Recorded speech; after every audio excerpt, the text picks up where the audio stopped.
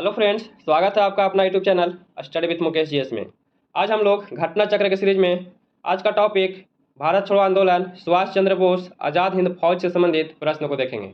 यह प्रश्न 69 बीपीएससी, बिहार दरोगा, Bihar police and all PCS exam के लिए अति महत्वपूर्ण होने वाला है। आप लोग इस वीडियो को जितना ज़्यादा से ज़्यादा शेयर कीजिए। और हम लोग कल से घटना चक्र का बायोलॉजी का सीरीज स्टार्ट कर रहे हैं, तो आप लोग जितना ज़्यादा से ज़्यादा शेयर कीजिए। तो आइए चलिए स्टार्ट करते हैं।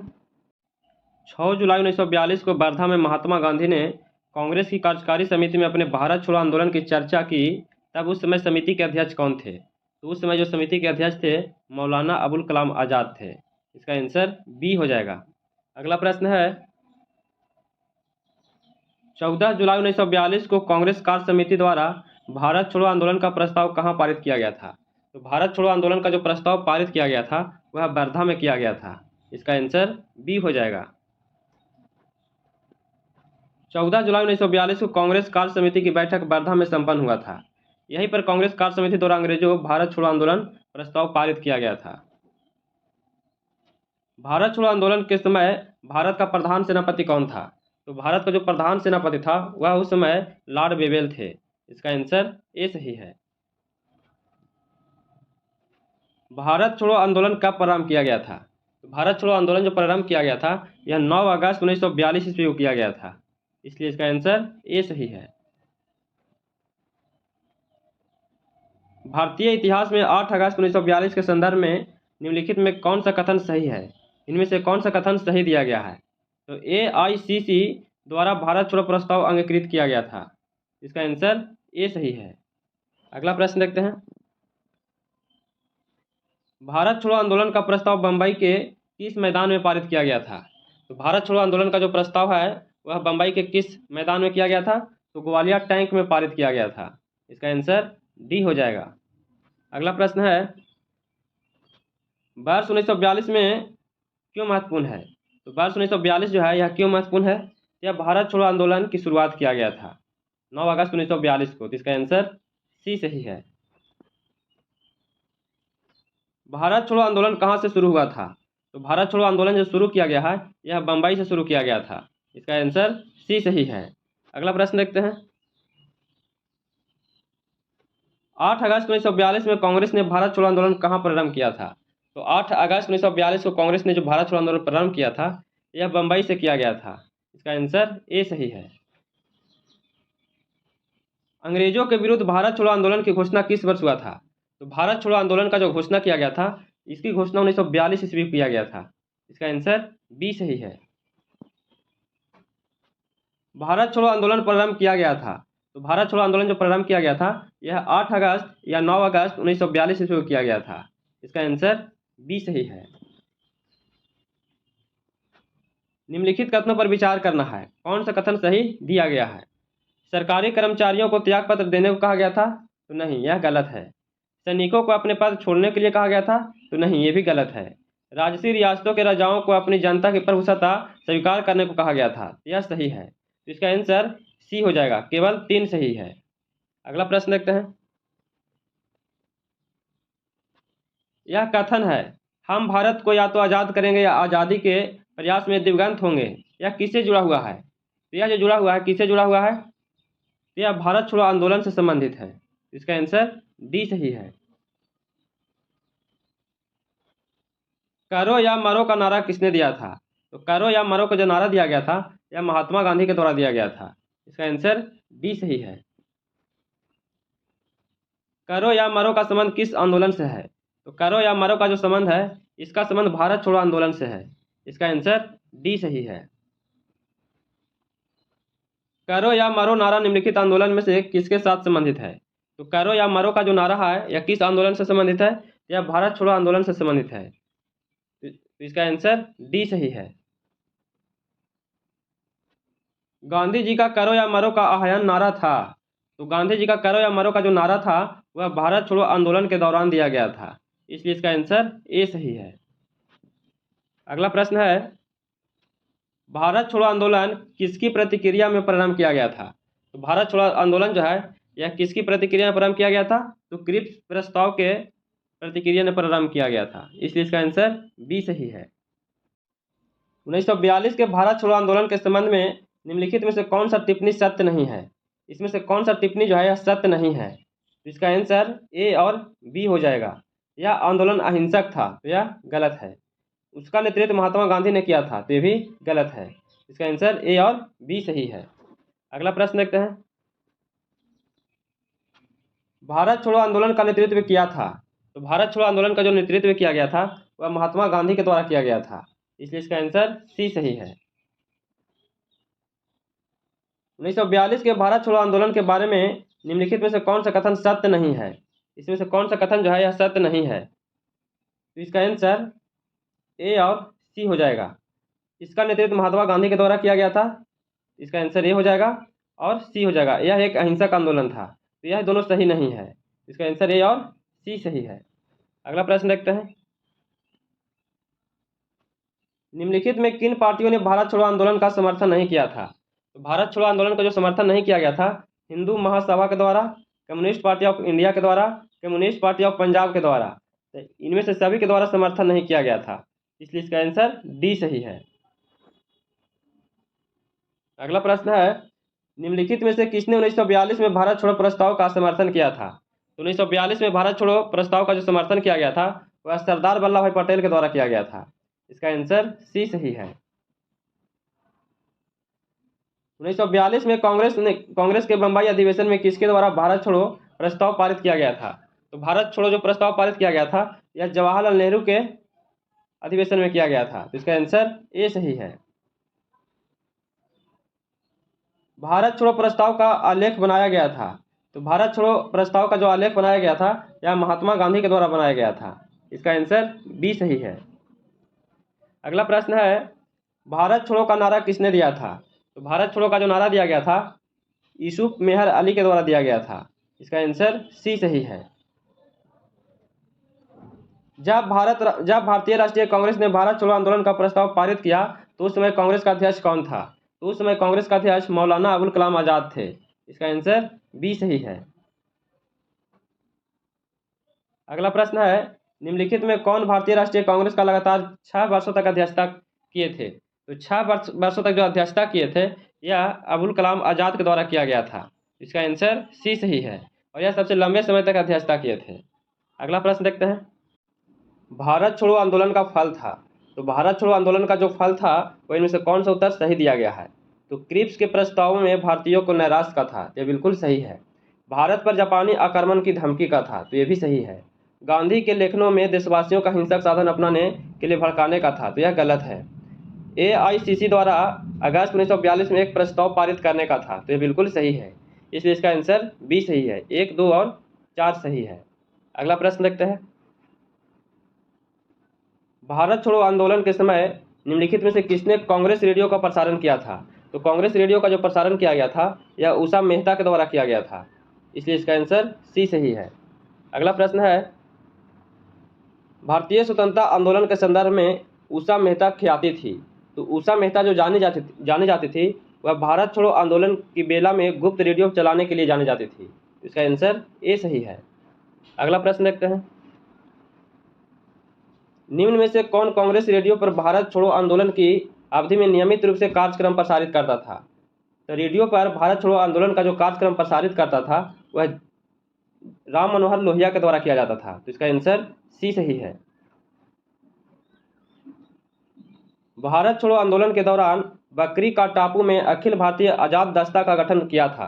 तो आजाद दस्ता का जो गठन किया गया था वह जयप्रकाश नारायण के द्वारा किया गया था, इसका आंसर डी सही है।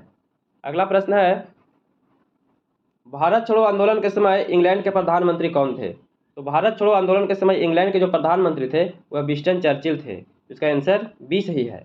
भारत छोड़ो आंदोलन के समय इंग्लैंड के प्रधानमंत्री विंस्टन चर्चिल थे। यह 1940 से 45 तक इंग्लैंड के प्रधानमंत्री रहे थे। अगला प्रश्न है, अमेरिकी पत्रकार जो महात्मा गांधी के भारत छोड़ो आंदोलन के दौरान उनके साथ थे तो उसका नाम क्या था? तो महात्मा गांधी के साथ भारत छोड़ो आंदोलन में उनके साथ जो थे वह कौन व्यक्ति थे? तो लुई फिशर थे, तो इसका आंसर ए सही है। अगला प्रश्न है, महात्मा गांधी का जीवनीकार लुई फिशर था। तो महात्मा गांधी के जीवनीकार लुई फिशर जो थे वह किस देश के रहने वाले थे? तो वह एक अमेरिकी पत्रकार थे, तो इसका आंसर ए सही है। महात्मा गांधी के जीवनीकार लुई फिशर संबंध थे, तो महात्मा गांधी के जीवनीकार लुई फिशर जो थे उनका संबंध भारत छोड़ो आंदोलन से था। इसका आंसर डी सही है। निम्नलिखित पत्रकारों में कौन महात्मा गांधी का जीवनीकार है? तो महात्मा गांधी का जो जीवनीकार थे वह लुई फिशर थे, जो एक अमेरिकी पत्रकार थे। तो इसका आंसर ए सही है।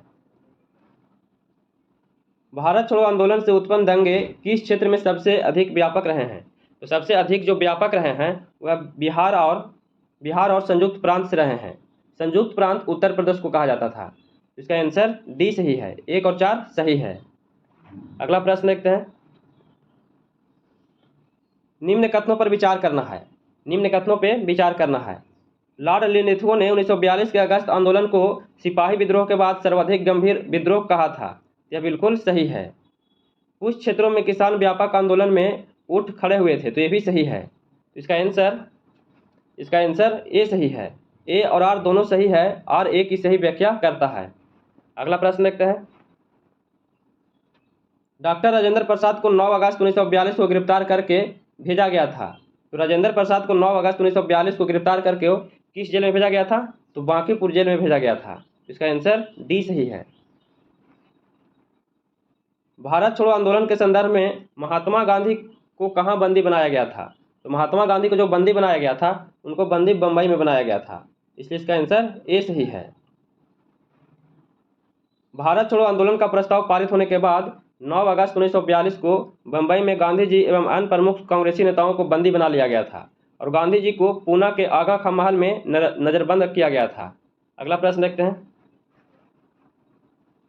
भारत छोड़ो प्रस्ताव पारित होने के बाद गांधी जी को कैद किया गया था। तो भारत छोड़ो प्रस्ताव पारित होने के बाद गांधी जी को कैद किया गया था, आगा खां पैलेस में किया गया था। इसी में उनको नजरबंद रखा गया था। अगला प्रश्न देखते हैं। महात्मा गांधी तथा उनके सहयोगियों की 1942 में हुई धरपकड़ में बिहार में बहुत दंगे हुए। इसमें रेल सेवा पूर्ण रूप से ठप हो गया। उसमें अधिकतम प्रभावी जिला कौन सा था? इसमें अधिकतम जो प्रभावी जिला था वह मुंगेर जिला था। इसका आंसर ए सही है। अगला प्रश्न है। जयप्रकाश नारायण को राष्ट्रीय स्तर के नेता की पहचान किस संदर्भ में मिला है? तो जयप्रकाश नारायण को राष्ट्रीय स्तर का जो नेता का पहचान मिला है वह भारत छोड़ो आंदोलन में मिला है। इसका आंसर ए सही है। अगला प्रश्न देखते हैं। निम्नलिखित नेताओं में से किसने भारत छोड़ो आंदोलन के दौरान जेल से फरार होकर भूमिगत गतिविधियों को संगठित किया था? तो जेल से फरार होकर जो भूमिगत गतिविधियों को जो संगठित किए थे वह जयप्रकाश नारायण थे। इसका आंसर डी सही है। अगला प्रश्न है। भारत छोड़ो आंदोलन से लोगों को जागृत करने और साहस दिलाने में सफलता मिली है। यह बिल्कुल सही है। करो या मरो का नारा लोगों के मन में प्रवेश कर गया था। ये बिल्कुल सही है। इसका आंसर ए सही है। ए और आर दोनों सही है। आर ए की सही व्याख्या स्पष्टीकरण करता है। अगला प्रश्न देखते हैं। नीचे दिए गए 2 कथन हैं, ए और आर दिए गए हैं, दोनों को ध्यानपूर्वक पढ़ना है। राष्ट्रीय स्वयंसेवक संघ 1942 के भारत छोड़ो आंदोलन से पृथक रहा था। यह जो है बिल्कुल सही है, पृथक रहा था। इसका विचार था कि इस आंदोलन से भारत की स्वतंत्रता में देरी होगी। यह गलत है। इसका आंसर सी सही है। केवल ए सत्य है परंतु आर असत्य है। अगला प्रश्न देखते हैं। नीचे दिए गए कथनों पर विचार करना है, सही उत्तर को चुनना है। भारत छोड़ो आंदोलन के परिणाम स्वरूप अंग्रेज और मुसलमान कांग्रेस के प्रति समान घृणा के कारण एक दूसरे के नज़दीक आ गए थे। ये बिल्कुल सही है। जिन्ना ने ब्रिटिश सरकार के पक्के सहयोगी की तहत कार्य किया और मुसलमानों को 1942 के कांग्रेस आंदोलन से दूर रहने के लिए कहा। ये भी सही है। तो इसका आंसर ए सही है। ए और आर दोनों सही है। आर ए का सही व्याख्या करता है। अगला प्रश्न देखते हैं। स्वतंत्रता संग्राम के दौरान अरुणा असफ अली किस भूमिगत क्रियाकलाप की एक प्रमुख महिला संगठक थी? तो एक प्रमुख महिला जो संगठक थी वह भारत छोड़ो आंदोलन से संबंधित थी। इसका आंसर सी सही है। निम्नलिखित में से किस आंदोलन के साथ अरुणा असफ अली जुड़ी हुई है? तो अरुणा असफ अली जो जुड़ी हुई थी यह भारत छोड़ो आंदोलन से जुड़ी हुई थी। इसका आंसर डी सही है। नीचे कुछ स्थानों की सूची दी गई है, उनका नाम उल्लेख कीजिए। भारत छोड़ो आंदोलन में समानांतर सरकारों की स्थापना कहाँ कहाँ किया गया है? तो भारत छोड़ो आंदोलन की समानांतर सरकारों की जो स्थापना है वह बलिया और सतारा में किया गया है। इसका आंसर ए सही है। 1 और 2 सही है। अगला प्रश्न देखते हैं, निम्नलिखित में से किस वर्ष बंगाल के मिदनापुर जिले में जातीय सरकार की स्थापना किया गया है? तो बंगाल के मिदनापुर जिले में जातीय सरकार की स्थापना कब किया गया था? 1942 ईस्वी में किया गया है। इसका आंसर डी सही है। भारत छोड़ो आंदोलन के दौरान उत्तर प्रदेश के निम्नलिखित जिलों में से किसमें समानांतर सरकार की स्थापना किया गया है? तो समानांतर सरकार की स्थापना कहाँ किया गया है? तो बलिया में किया गया है। इसका आंसर सी सही है। निम्नलिखित में से उत्तर प्रदेश के किस एक जनपद में भारत छोड़ो आंदोलन के दौरान समानांतर सरकार की स्थापना किया गया है? तो समानांतर सरकार की जो स्थापना किया गया है वह बलिया में किया गया है। इसका आंसर सी सही है। भारत छोड़ो आंदोलन के दौरान कलकत्ता बरुआ नामक एक कन्या से जनता का एक जुलूस निकाला और पुलिस की परवाह न करते हुए थाने में घुसने का प्रयास किया और गोली खाई। यह घटना किस स्थान की है? यह जो घटना है यह गोहपुर की है। इसका आंसर डी सही है। अगला प्रश्न है, भारत छोड़ो आंदोलन भारतीय राष्ट्रीय कांग्रेस की एक पराकाष्ठा थी। यह जो है ये बिल्कुल सही है। भारत छोड़ो आंदोलन के पश्चात शक्ति हस्तांतरण की प्रक्रिया का खोज का समय तकाजा थी, तो ये भी सही है। इसका आंसर ए सही है। ए और आर दोनों सही है, आर ए की व्याख्या करता है। अगला प्रश्न देखते हैं, अगला प्रश्न है, भारत छोड़ो आंदोलन के उपरांत श्री राजगोपालाचारी ने दी वे आउट नामक पैम्पलेट जारी किया। निम्नलिखित में से कौन सा एक प्रस्ताव इस पैम्पलेट में था? तो कौन सा जो प्रस्ताव है इस पैम्पलेट में छापा गया था? तो इसका आंसर डी सही है। यह एक संवैधानिक गतिरोध का हल था, यही छापा गया था, तो इसका आंसर डी सही है। अगला प्रश्न है, ऑपरेशन रूबिकॉन वह कूट शब्द था जिसे भारत में ब्रिटिश सरकार द्वारा निम्नलिखित में से किस संदर्भ में प्रयोग में लाया जाना था? तो किस संदर्भ में प्रयोग में लाया जाना था?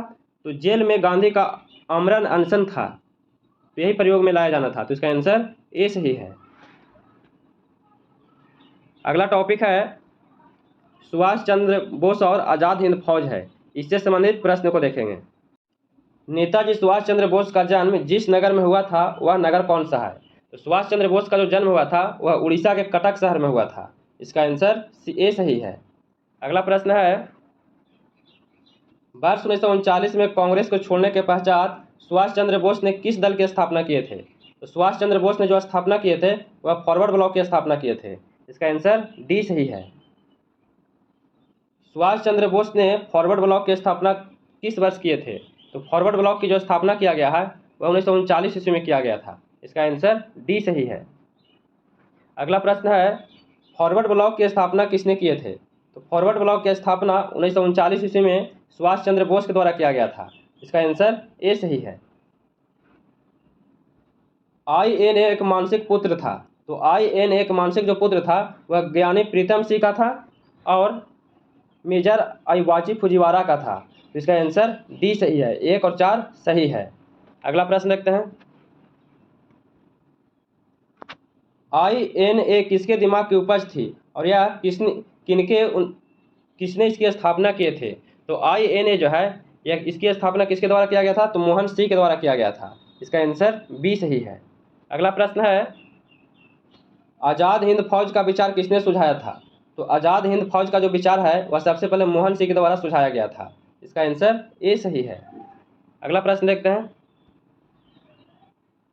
भारतीय राष्ट्रीय सेना INA की स्थापना किस वर्ष हुआ है? तो भारतीय राष्ट्रीय सेना की जो स्थापना है इसकी स्थापना 1942 ईस्वी में हुआ था। इसका आंसर सी सही है।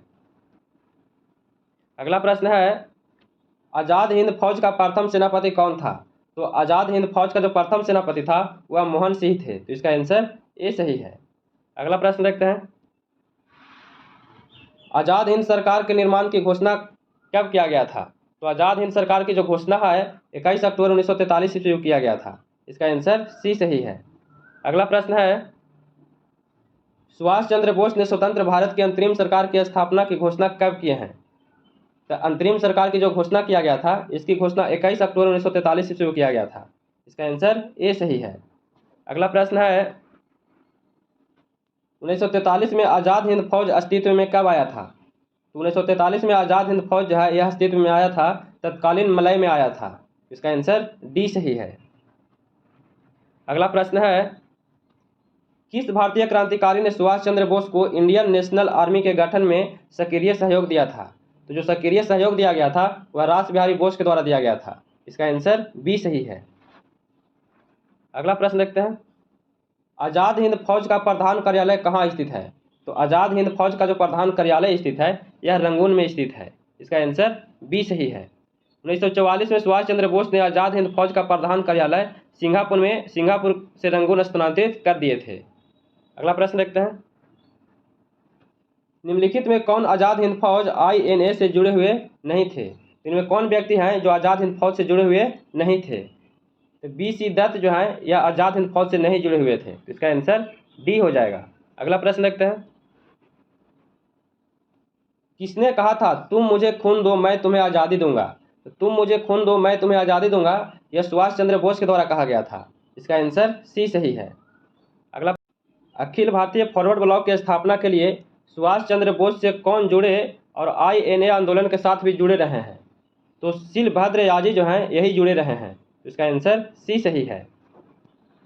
अगला प्रश्न है, भारतीय स्वतंत्रता संघर्ष के दौरान निम्नलिखित में से किसने द फ्री इंडियन लीजन नामक सेना बनाई है? तो द फ्री इंडियन लीजन नामक जो सेना बनाया गया है यह सुभाष चंद्र बोस के द्वारा बनाया गया था। इसका आंसर सी सही है। अगला प्रश्न देखते हैं, इनमें से किसने रानी लक्ष्मीबाई रेजिमेंट की स्थापना किए हैं? तो रानी लक्ष्मीबाई रेजिमेंट की जो स्थापना किया गया है वह सुभाष चंद्र बोस के द्वारा किया गया था। इसका आंसर डी सही है। निम्नलिखित में से किस एक ने सुभाष चंद्र बोस को देश नायक कहा था? तो सुभाष चंद्र बोस को देश नायक किसने कहा है? तो रविंद्रनाथ टैगोर के द्वारा कहा गया था। इसका आंसर सी सही है। जय हिंद किसका नारा था? तो जय हिंद जो नारा था यह सुभाष चंद्र बोस का नारा था। इसका आंसर बी सही है। आज़ाद हिंद फौज दिवस किस तिथि को मनाया गया था? तो आज़ाद हिंद फौज दिवस जो है यह 12 नवंबर 1945 ईस्वी को मनाया गया था। इसका आंसर ए सही है। अगला प्रश्न देखते हैं, आज़ाद हिंद फौज के किस सैनिक को 7 वर्ष के कारावास का दंड दिया गया था? तो 7 वर्ष का जो कारावास का दंड दिया गया था वह राशिद अली को दिया गया था। इसका आंसर सी सही है। निम्नलिखित में से आज़ाद हिंद फौज के किस अधिकारी ने लाल किले पर चलाए गए मुकदमे का सामना नहीं किया था? तो लाल किले मुकदमे चलाया गया था, इनमें से कौन व्यक्ति सामना नहीं किए थे? तो मोहन सिंह जो हैं यह सामना नहीं किए थे। इसका आंसर सी सही है। अगला प्रश्न देखते हैं, निम्नलिखित में से किसने 1945 में आज़ाद हिंद फौज की ओर से लाल किले के मुकदमे में पैरवी कर रहे वकीलों की अध्यक्षता किए थे? तो लाल किले के मुकदमे में पैरवी कर रहे वकीलों की जो अध्यक्षता किए थे यह किया गया था भुल्ला भाई देसाई के द्वारा किया गया था। इसका आंसर ए सही है। अगला प्रश्न है, आज़ाद हिंद फौज के अधिकारियों के उनके लाल किले में चल रहे मुकदमे में उनके पक्ष में निम्नलिखित में से किसने वकालत किया था? यह वकालत जो किया गया था सर TB संप्रू के द्वारा किया गया था। इसका आंसर डी सही है। अगला प्रश्न देखते हैं, 1945 में आज़ाद हिंद फौज के लाल किले में दिल्ली के मुकदमे की पैरवी निम्नलिखित में से किसने नहीं किया था? तो दिल्ली के मुकदमे जो हैं इसमें कौन जो व्यक्ति थे वह पैरवी नहीं किए थे? तो सरदार वल्लभ भाई पटेल जो हैं यह पैरवी नहीं किए थे। तो इसका आंसर सी सही है। अगला प्रश्न देखते हैं, निम्नलिखित में से कौन प्रसिद्ध INA मुकदमे के वकील थे? तो INA मुकदमे के जो वकील थे तो आसफ अली थे और भुल्ला भाई देसाई थे। इसका आंसर सी और डी सही है। अगला प्रश्न देखते हैं, इनमें से 1945-46 में दिल्ली में हुए INA के मुकदमे के पक्ष में पेश हुए वकील कौन थे? तो जो पेश वकील हुए थे वह भुल्ला भाई देसाई हुए थे। इसका आंसर बी सही है। अगला प्रश्न देखते हैं, दिल्ली के लाल किले में प्रसिद्ध आज़ाद हिंद फौज का अभियोग चलाया गया था। तो आज़ाद हिंद फौज का जो अभियोग चलाया गया था वह वर्ष 1945 ईस्वी में चलाया गया था। इसका आंसर ए सही है। INA के अधिकारियों पर मुकदमा चलाया गया था। तो INA के अधिकारियों पर जो मुकदमा चलाया गया था वह लाल किला दिल्ली में चलाया गया था। इसका आंसर ए सही है। अगला प्रश्न देखते हैं, औपनिवेशिक भारत के संदर्भ में शाहनवाज खान, प्रेम कुमार सहगल और गुरबख्श सिंह ढिल्लों याद किए जाते हैं। तो यह किस लिए याद किए जाते हैं? तो आज़ाद हिंद फौज इंडियन नेशनल आर्मी के अधिकारियों के रूप में जाने जाते हैं, तो इसीलिए याद किए जाते हैं। तो इसका आंसर डी सही है। अगला प्रश्न है, वर्ष 1945 की प्रमुख घटनाएं निम्नलिखित थी। तो वर्ष 1945 की जो प्रमुख घटना जो था वह घटना बेबेल योजना था और बेबेल योजना जो है यह 14 जून 1945 ईस्वी को हुआ था। इसके बाद हुआ था शिमला सम्मेलन हुआ था। तो शिमला सम्मेलन जो है यह 25 जून से 14 जुलाई 1945 ईस्वी को हुआ था। इसके बाद हुआ था आज़ाद हिंद फौज का मुकदमा हुआ था। यह जो हुआ था 1945 नवंबर 1945 ईस्वी में हुआ था। इसके बाद नौसेना विद्रोह हुआ था। तो इसका आंसर जो है सी सही हो जाएगा। 1, 2 और 4 सही है। अगला प्रश्न देखते हैं।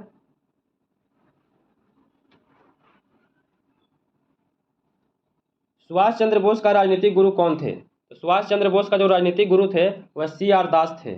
इसका आंसर बी सही है।